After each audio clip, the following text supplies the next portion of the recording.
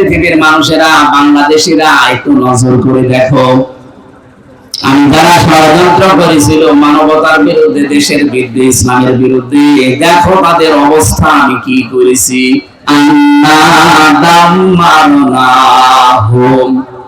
অবশ্যই আমি আল্লাহ নিজে তাদেরকে ধ্বংস করে দিয়েছি, এবং তাদের সকলকে আমি নির্মূল করেছি। এ দায়িত্ব নিয়েছে কে? আল্লাহ দায়িত্ব নেওয়ার পরে কয়েকটা কথা এখানে জানিয়েছেন। তার সর্বপ্রথম কথা এইটা, যেটা এ দেশের সাথে 100 ভাগ খাপ মিলে গেছে। ফাতিলকা বুয়ুতুহুম খাবিয়াতাম বিমা যালামু। না, আপনারা শুনছেন না মনে হয়। কি টাকার জন্য মাসুল দিয়েছেন শুধু? আরে ভাই, কথা তো শোনা লাগবে, এখানে ডিস্টার্ব করে নেন, কেউ আসবেন না। আমি কিন্তু প্রশ্ন করবো, আমি 1 ঘন্টা কথা বললে আরো 10টা প্রশ্ন করবো।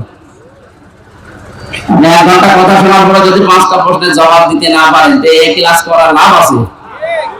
এ সময়টুকু আমার মনে হয় চার দোকানে বসে গল্প করলে ভালো। অবশ্য ঠিক।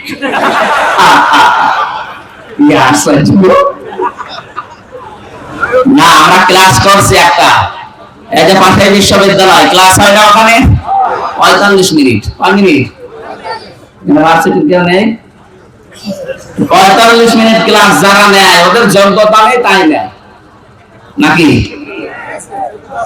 এমন এমন স্যার এই বিশ্ববিদ্যালয়ে আছে যারা 45 মিনিট না 45 ঘন্টা ক্লাস নিলেও কেউ উঠবে না, এমন এমন তথ্য তারা দিতে পারে।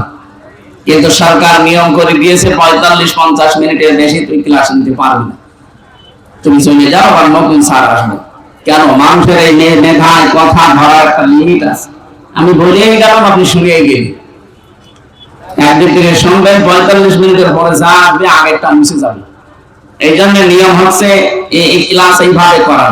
আমি তো গতানুগতিক কথা বলছি না, আপনি মিলাবেন, দেখবেন একেবারে কোরআনের সাথে মিলে যাবে। এর পরের শিক্ষাটা আমি দেব।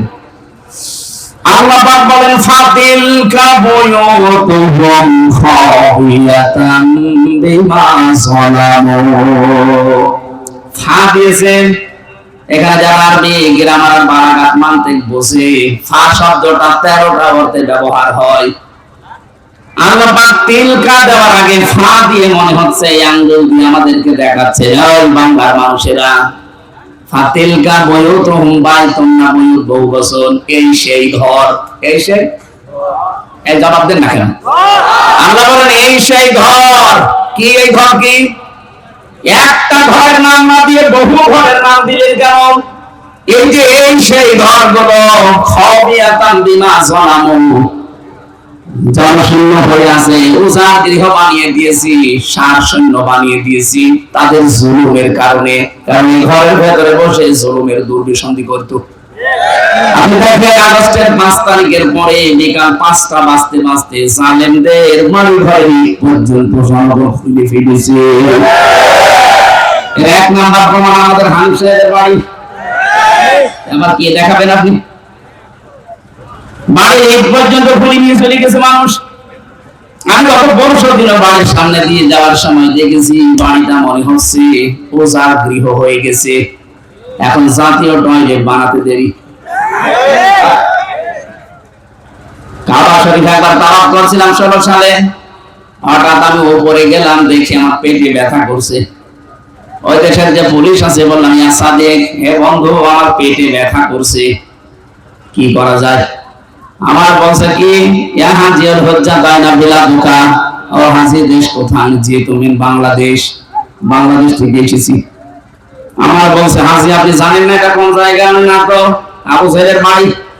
আপনি এখনো পায়খানা না করে দাঁড়িয়ে আছেন, তাড়াতাড়ি করে পায়খানা করে। দেখি আমার পেটের ব্যথা ভালো হয়ে গেছে। আল্লাহ যেন আমাকে জানাতে যাচ্ছে, হামজা, এত টাকা খরচ করে আসলে আর শয়তানের বাড়ি পায়খানা না করে চলে যাওয়া, তাড়াতাড়ি করো। 1000 বছর পরে আমার মনে হচ্ছে আল্লাহ ঠিক বাংলার জনগণের পেটে। আর জালেমদের বাড়িগুলো যেহেতু এখন সব পরিত্যক্ত হয়ে গেছে, 3 মাসের ব্যবধানে বাড়িগুলো এখন উজাড় গৃহ। কথা বলে না? 3 দিন আগের পেপারে দেখলাম ঢাকার বড় বাড়িটা যারা আবেগ নিয়ে যে চুমা খেত 3 মাসের ব্যবধানে এখন দল বেঁধেছে, টয়লেট করছে। 4-5 জন একসাথে যে 4-5 দিকে সব মুখ দিয়ে টয়লেটে বসে আছে। কি ভেতরে দায়িত্ব আছে কারা? এবারে দেখার পরে আমার ওই 16 সালের হজের এটা মিলিয়ে বাংলাদেশের এখন বিভিন্ন জালেমদের বাড়ি ঘর আর শিক্ষা প্রতিষ্ঠান, ওদের যে অফিস, এগুলো মিলিয়ে দেখতে পাচ্ছি আল্লাহ আমাদের পেটে ব্যথা দিচ্ছে আর জালেমদের বাড়ি ঘরগুলো ধরার জন্য। এবার আসেন তো এখান থেকে কি পেলেন? এদিকে তাকান, কি পেলেন এখান থেকে?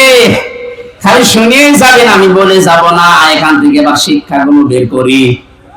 আল্লাহ পাক বলেন খাবিয়াতান বিমা যালামু, তাদের এই জুলুম করার কারণে বাড়ি ঘরগুলো আজ জনশূন্য হয়ে আছে, উজান গৃহ হয়ে গেছে, সার শূন্য।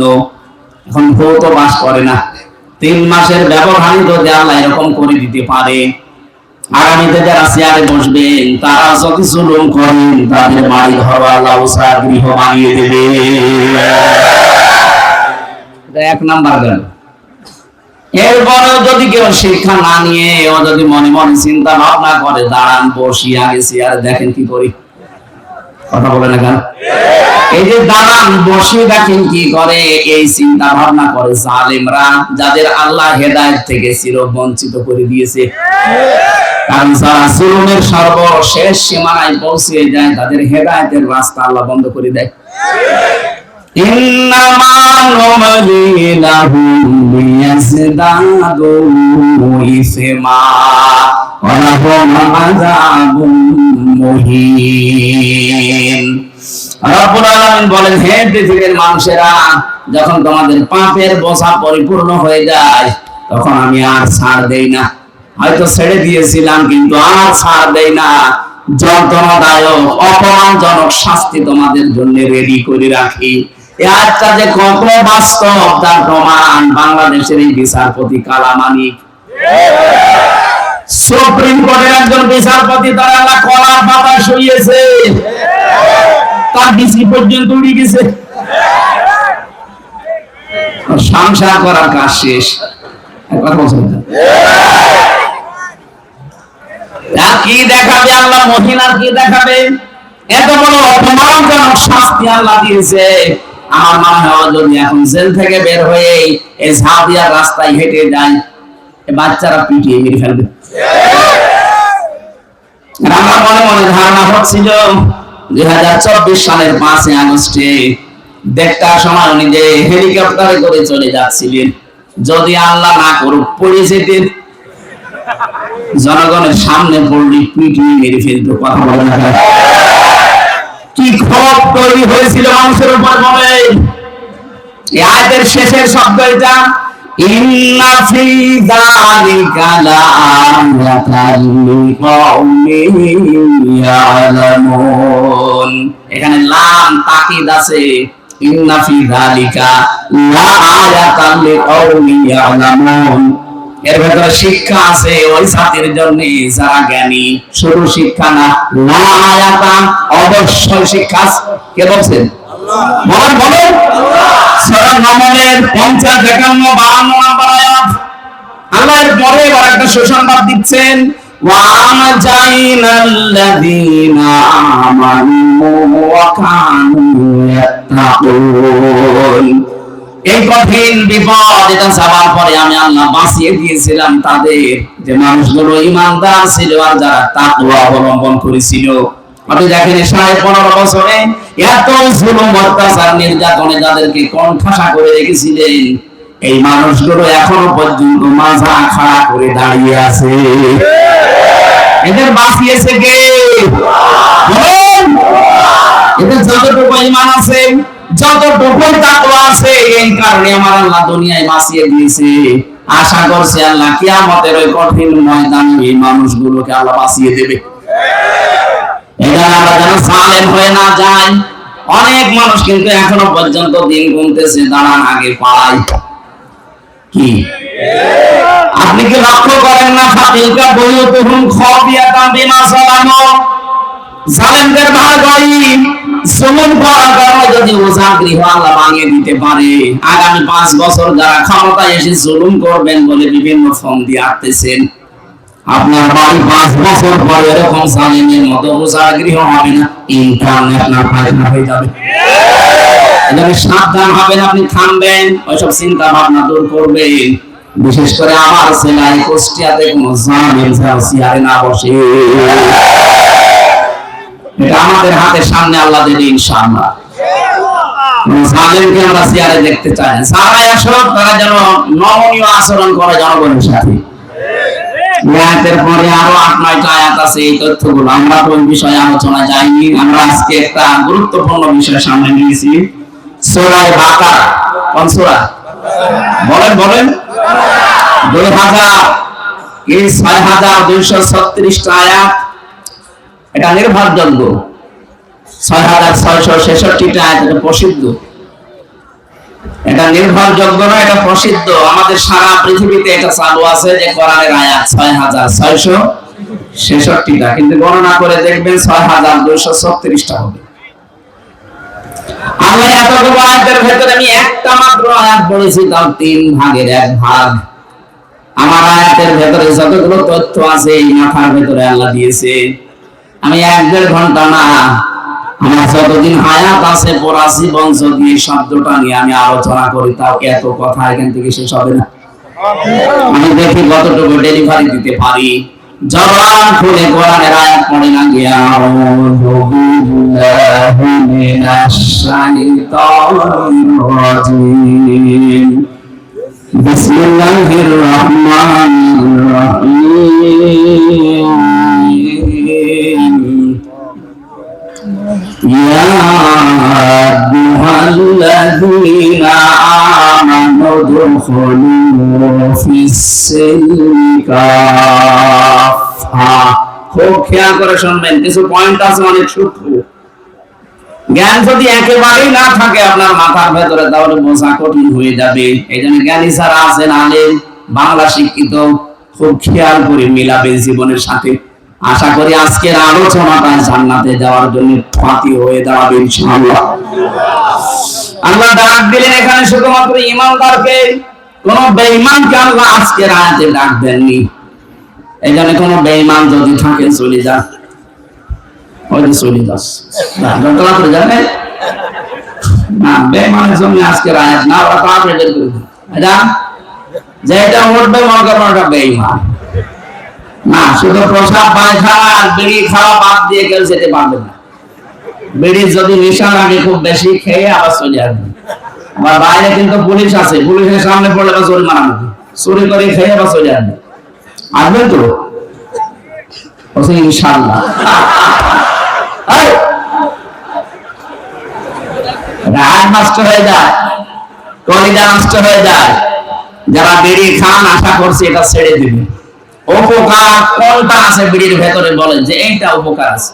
পৃথিবীতে একটাই খাবার যার গায়ে লেখা থাকে যে এটা খেলেই ক্ষতি হয়, কথা বলেন না? লেখা আছে খাইলেই মরবে, মানে ক্যান্সার হবে, ক্যান্সারের কোনো অ্যান্সার নেই, মানে খাইলেই মরবে। কিন্তু আমরা জানি এই কাজ আর না করি বলে অন্য জিনিস খান। বিড়ি বাদ দিয়ে আমার মনে হয় সিগারেট খাও, দুটা ওটা একটু উন্নত, এটা একটু নরমাল। আমি তো আকিস গ্রুপে ছিলাম, আমি দেখেছি ওদের ওই রংপুরে কারখানা আছে, কুড়িগ্রামে আছে, যশোরে আছে, কিভাবে বানায় আমি দেখেছি। ছাগলের পর্যন্ত মুখ দেয় না, যেটা ছাগল খায় না সেটাই পাগল খায়।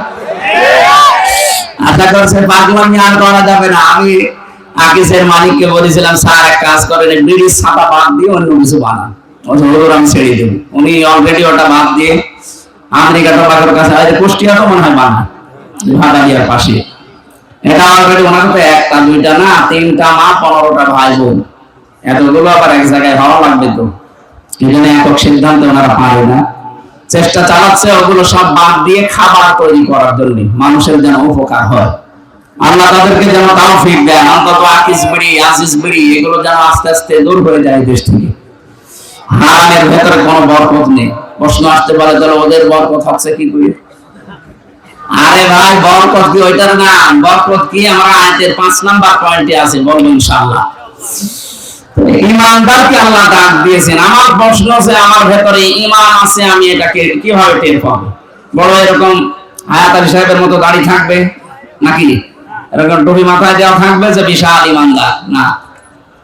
নবীকে সাহাবী প্রশ্ন করলেন, হে নবী, আমার ঈমান আছে, আমি কিভাবে টের পাবো? বিশ্ব নবী বললেন, ইদা সারাতকা হাসানাতুকা ওয়া সাআতকা সাইয়্যাতুকা ফাআনতা মুমিন। যখন তোমার ভালো কাজগুলো তোমাকে আনন্দ দেবে, আর অন্যায় কাজ করলে ভেতর থেকে একটা বাধা আসবে, ব্যারিকেড আসবে, তখন বুঝবা তোমার ঈমান আছে। বাংলাদেশে ভালো কাজ সবার কাছে ভালো লাগে, বলেন? অন্যায় কাজ সবার কাছে অন্যায় লেগেছিল, অন্যায় জানার পর অনেকে আরো আনন্দের আড্ডা দিয়েছে। কুষ্টিয়ার আশপাশে প্রায় 12-13টা জেলায় আমাকে ঢুকতেই দেয়নি, অথচ এই জেলার মানুষ আমি। যারা দেয়নি তারাও বাইরের না, তারা ওই জেলার মানুষ। কোথায় আছেন আজ? পালিয়েছেন কেন? আমাকে জোর জবরদস্তি করে না রেখেছিলেন, আপনাকে তো জোর করে আমরা পালাতে বলিনি। কোথায় গিয়েছেন? কোন ভালো মানুষ দুনিয়া থেকে পালায় না, পালায় শুধু অপরাধীরা। অপরাধী। এই যে ভালো কাজগুলো আপনি বন্ধ করে দিয়েছিলেন এই দেশে, কোরআনে কারিমের কথা বলা, এটা যে ভালো কাজ ও পাগল জানে। এই কথা বলে না? কয়েকদিন আগে যশোরের সরকারি কলেজের এক অধ্যাপক, বিসিএস ক্যাডার লোকটা, ওনার আমি 3 মাস সময় দিয়েছিলাম যে স্যার, আমি আমাদের ধর্মীয় গ্রন্থ, আপনি তো হিন্দু মানুষ, কোরআনে কারিমটা পুরা আমাকে পড়ে জানাবেন। আপনাকে আমি ইসলাম গ্রহণ করতে বলছি না, কিন্তু আমার ধর্মীয় গ্রন্থ পড়বেন। উনি তাফসীর কিনে পড়েছিলেন পুরাটা। 3 মাস পরে দেখলাম মুসলমান হয়ে গেছে। আমরা তো কোরআনের কারণে মানুষদেরকে দ্বীনের পথ দেখাতাম, আর আপনারা ভালো ভালো কাজগুলো সেদিন হবে সেই দিন পুলিশ দিয়ে বন্ধ করে দিতেন। আমার নিজের এই যে পাশে পাঠিকা বাড়ি, আমার ইউনিয়ন, আমার উঠতে দেয়নি স্টেজে। কেন? আমি কি আপনার মেয়ের দিকে তাকিয়েছিলাম? আর আপনার যে মেয়ে, ওকে তাকানোর মতো বলো না? মেয়ের দিকে তাকানো যায়? কোন নজরে আমি তাকাবো?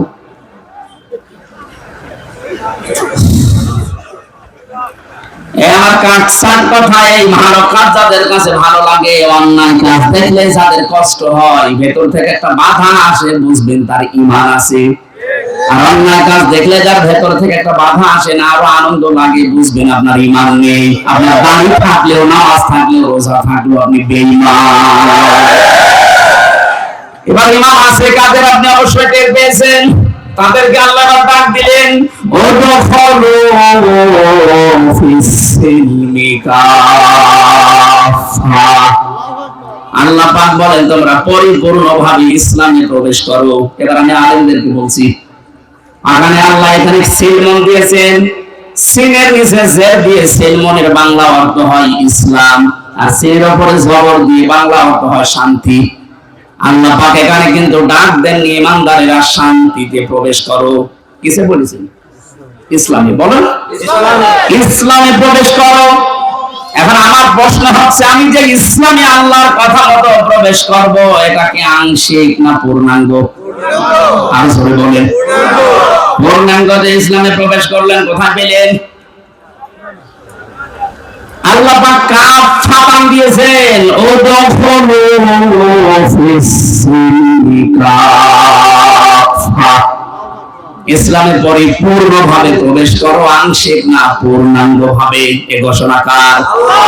তাহলে এই ঘোষণা শোনার পরে আমার বিবেকে কি নাড়া দেয় যে আমি ইসলামে প্রবেশ করেছি, পূর্ণাঙ্গ এটা আমি কিভাবে টের পাবো? কোরআন শরীফ থেকে আপনি আমি গবেষণা করে চিন্তা ভাবনা করে 5টা বিষয় বের করেছি। একটা দুইটা না, যতগুলো তাফসীর মিলিয়েছি, মুফাসসিরিন ইকরাম লিখেছেন, কোন মানুষের জীবনে যদি এই 5টা আলামত দেখতে পান, 5টা সিম্পটম দেখতে পান, 5টা চিহ্ন দেখতে পান যে না এই 5টাই তার জীবনে আছে, সে যেন মনে করে যে আমি ইসলামে পরিপূর্ণ প্রবেশ করেছি। কুষ্টিয়াবাসী, এবার আপনি মেলাবেন নিজের সাথে একটা একটা করে। 1 নম্বরে আমি ইসলামে প্রবেশ করেছি, এর প্রথম আলামত, আমাকে আত্মসমর্পণকারী হওয়া লাগবে। কথা বুঝতেছেন? এবার আত্মসমর্পণ করবেন কি করে? করেছিলেন এর আগে আপনি তাকান, আমাদের যিনি জাতির পিতা হযরত ইব্রাহিম আলাইহিস সালাম গাছের মাথায় বসে কোরআন দিয়ে তিনি কাঠ কাটছিলেন, আল্লাহ ওখানে ডাক দিয়েছেন, ইদে ক্বালা লাহু রাব্বুহু আসলিম। সূরা বাকারার 131 নম্বর আয়াতের প্রথম অংশে আছে, আল্লাহ পাক বলেন ইব্রাহিম আত্মসমর্পণ করো। তিনি ওখানে বললেন, আল্লাহ এখান থেকে আমি কি করে আত্মসমর্পণ করি? আল্লাহ পাক বলেন গাছের মাথায় কাঠ কাটা বাদ দিয়ে খাতনা করো কোড়াল দিয়ে, এইটা আত্মসমর্পণ। এখন এটার পুরা ইব্রাহিম নবীর পুরা জীবন পড়ে দেখেছি, আল্লাহ 50টা পরীক্ষা করেছিলেন, এটা 50 নাম্বার। উনি গাছের মাথায় বসে খাতনা করে আল্লাহকে বললেন, আসলামতু লিরাব্বিল আলামিন, বিশ্ব জগতের প্রতিপালক আমি আল্লাহর কাছে আত্মসমর্পণ করলাম, আমার নিজের বলতে আর কিচ্ছু নেই, সব আমি এখন সমর্থন করলাম। কাকে? আল্লাহ বলেন সব সমর্পণ করে দিয়েছি আমি আল্লাহকে, আমার নিজের বলতে আর কিছু নেই। এটা আপনি কিভাবে বাস্তবে দেখাবেন আল্লাহকে? উনি তো 50টার একটা দেখালেন যে খাতনা করলে। বিজ্ঞান এখন এই শব্দটা নিয়ে গবেষণা চালিয়েছে। পৃথিবীর একটা জাতি যারা খাতনা করে, ইব্রাহিমকে যারা জাতির পিতা মানে। অন্যান্য ধর্মে যারা আছে তারা কিন্তু খাতনা করছে না, যদিও বিজ্ঞান সম্মত, এটা স্বাস্থ্যসম্মত। খাতনা করলে অনেক রোগ থেকে আপনাকে বাঁচিয়ে দেবে আল্লাহ। এই জন্য অনেক হিন্দু যারা শিক্ষিত, যারা মার্জিত, ওরা চুরি করে রাতের আধারে মুসলমানদের ডাক্তার দিয়ে চুরি করে খাতনা করে নিচ্ছে। আমরা যদি অনেকে মনে করি খাতনা করা মানে মুসলমানই না, এটা ইব্রাহিম নবীর একটা সুন্নাহ, একটা আদর্শ, একটা রীতিনীতি। ওনাকে যে আমরা 50টা পরীক্ষা করেছিলেন, 50টা পরীক্ষায় তিনি উত্তীর্ণ হয়েছেন। 50 নাম্বার পরীক্ষা ছিল এই খাতনা করা। আমরা যারা জাতির পিতা ইব্রাহিমকে মানি, তারা এই খাতনা করি কিনা? আরো বলেন, যারা জাতির পিতা ইব্রাহিম নবীকে মানেন না, অন্য কাউকে মানেন, তাদের আর খাতনা করার দরকার নেই, তারা থাকবেন ফুল হাতা। কথা বলছেন? যারা আদর্শ পিতাকেই মানেন না, আপনার কাটার দরকার কি? আশা করছে আমার নিচে নামা লাগবে না, এই কথা বলেন। এটা নিয়ে ভাগাভাগ করা বন্ধ করে দেন। জাতির পিতা একজন, আল্লাহর ঘোষণা দেওয়া, তার নাম আরো জোরে বলেন, মিল্লাতা আবিকুম ইব্রাহিম হুয়া সাম্মাকুমুল মুসলিমিন। এই যে হুয়া আছে, হুয়ার ফাইল কর্তা সরাসরি হযরত ইব্রাহিম আলাইহিস সালাম। কোন কোন তাফসীরে আল্লাহর নাম আছে, কিন্তু তিনি আমাদের জাতির পিতা, এই কারণে আমাদের নাম রেখেছেন মুসলিম। নাম কি? এখানে আমি সহ যারা বাবা আছি, বাবাদের এখানে 11টা দায়িত্ব এসে যায়। বাবা আছেন কার? হাত তোলেন তো। আন্দাজ হাত তুলেন না, আমি কিন্তু 11টা জিজ্ঞাসা করবো, আন্দাজে বাবা হওয়া। বাবা হলে আপনাকে 11টা কাজ করা লাগে। প্রথম নাম্বার, একটা অর্থবোধক একটা নাম রাখবেন। আমাদের জাতির পিতা যেমন একটা অর্থবোধক নাম আমাদের রেখে দিয়েছিলেন, নাম রেখেছিলেন মুসলিম। নাম কি? কি সুন্দর নাম দেখেন তো, আত্মসমর্পণকারী। আর আমরা এমন বাবা পেয়েছি, নাম রেখে দিয়েছি এমন না হিন্দু না মুসলমান। এরকম নাম দেশে নেই, নাই নিলাম। আপনি কেন এমন নাম রাখবেন যেটা হিন্দু না মুসলমান বোঝা যায় না? আপনি তো মুসলিম জাতির পিতা ইব্রাহিমের সন্তান, এমন একটা নাম রাখবেন যে নামের ভেতরে আমার আল্লাহর পরিচয় পাওয়া যায়। কি সুন্দর একটা অর্থবোধক নাম আমাদের পিতা দিলেন। দেখেন, হুয়া সাম্মাকুমুল, জবান খুলে কোরআনের আয়াত পড়েন না কেন? হুয়া সাম্মাকুমুল মুসলিমিন। আমাদের পিতা এবার কি করলেন? আত্মসমর্পণ। এবার তাকাবেন আপনি একটা একটা করে, আমি বলছি। আপনি যে ইসলামে প্রবেশ করেছেন তার প্রথম আলামত এইটা। আপনি দেখবেন আপনার জীবন মিলে, খুব সূক্ষ্ম বিষয়টা। ইব্রাহিম বানিহি ওয়া ইয়াকুব ইয়া বানিয়া ইন্নাল্লাহা আসতাফা লাকুমুদ্দিন ইলা আখিরি আয়াত। সূরা বাকারার 132 নম্বর আয়াতের প্রথম অংশে আছে আল্লাহ পাক বলেন তোমাদের জাতির পিতা ইব্রাহিম এবং ইয়াকুব তার সন্তানদেরকে ইন্তেকালের আগে ওসিয়তগুলো করেছিল, হে আমার আদরের সন্তানেরা, অবশ্যই আল্লাহ ভালো করে, হে আমার আদরের সন্তানেরা, অবশ্যই আল্লাহ ইন্নাল্লাহা আসতাফা লাকুমুদ্দিন তোমাদের জন্য মনোনীত করেছেন, নির্বাচিত করেছেন, চয়ন করেছেন, চুজ করেছেন একটা দিনকে। কাকে? এ পর্যন্ত যদি না বোঝেন পরের শব্দ বুঝবেন না। তোমাদের জন্য আল্লাহ নির্বাচিত করেছেন, পছন্দ করেছেন একটা দিনকে। কাকে? কে দিন? এই রাতের পরে যে দিন আসবে ওই দিন। দিন এখন সারা পৃথিবীতে চলছে 4,500 দিন। দিন মানে যদি ধর্ম মনে করেন 4,500 ধর্মের লোক এই দুনিয়ায় এখন আছে। 257টা রাষ্ট্রের ভেতরে চলছে এটা। 257টা রাষ্ট্র আছে। আমি ছোটখাটো যতগুলো রাষ্ট্রে ঘুরলাম বাংলাদেশের চার রাষ্ট্রগুলো, কোনটা 8 ডবল, কোনটা 14 ডবল, কোনটা 29 ডবল। বাংলাদেশের চাইতে মালয়েশিয়া গিয়েছিলাম 8 ডবল বড়, এর চাইতে ইউএই সৌদি আরব 14 ডবল বড়, এর চাইতে পাশের রাষ্ট্র ইন্ডিয়া 29 ডবল বড়। আমেরিকায় কিছুদিন পরে আমার ভিসা লাগিয়েছি, আমি যাচ্ছি ওখানে বাংলাদেশের চাইতে 59 ডবল বড় ওই দেশটা। আমেরিকার কাছে বাংলাদেশ একটা গ্রাম না, গ্রামও না।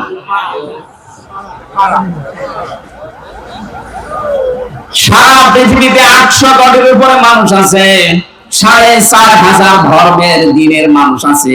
আল্লাহ পাক বলেন দিন হিসাবে আমি তোমাদের জন্য যেটা পছন্দ করলাম, ইন্নাদ-দীনা ইনদাল্লাহিল ইসলাম, তোমাদের জন্য আল্লাহর কাছে একমাত্র মনোনীত ধর্মের নাম ইসলাম। কত সূক্ষ্ম বিষয় দেখেছেন। জাতির পিতা ইব্রাহিম এবং ইয়াকুব তাদের সন্তানদেরকে বলেছে তোমাদের জন্য একটা দিন আল্লাহ নির্বাচিত করেছেন। সেই দিনের পরিচয় সূরা আলে ইমরানের 19 নম্বর আয়াতে দিচ্ছেন আল্লাহ। সেই দিনের নাম বলেন না কেন? আল্লাহ রাব্বুল আলামিন ইসলাম বলে শেষ করে দেননি। সূরা আলে ইমরানের 85 নম্বর আয়াতের ব্যাখ্যাটা আরো বিস্তারিত দিয়েছেন। অমাইয়াবতাগি গায়রাল ইসলামি দীনান ফালাই ইকবালা মিন ওয়া হুয়া ফিল আখিরাতি মিনাল খাসিরিন।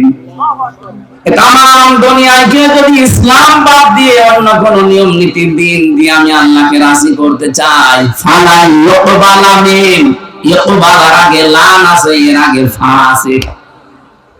বাংলা অর্থ দাঁড়িয়েছে কোশ্চিন কালেও হবে না। আল্লাহ পাক বলে তোর জীবনের কোন ইবাদত বন্দেগী আমি আল্লাহর কাছে কবুল হবে না যদি ওটা ইসলাম বাদ দিয়ে অন্য কিছু নিয়ম নীতিতে হয়। আপনি কি সৌভাগ্যের অধিকারী খেয়াল করেন? 4,500 ধর্ম দিয়ে যারা তাদের সে দেবতা বলেন, ভগবান বলেন, যিশু বলেন,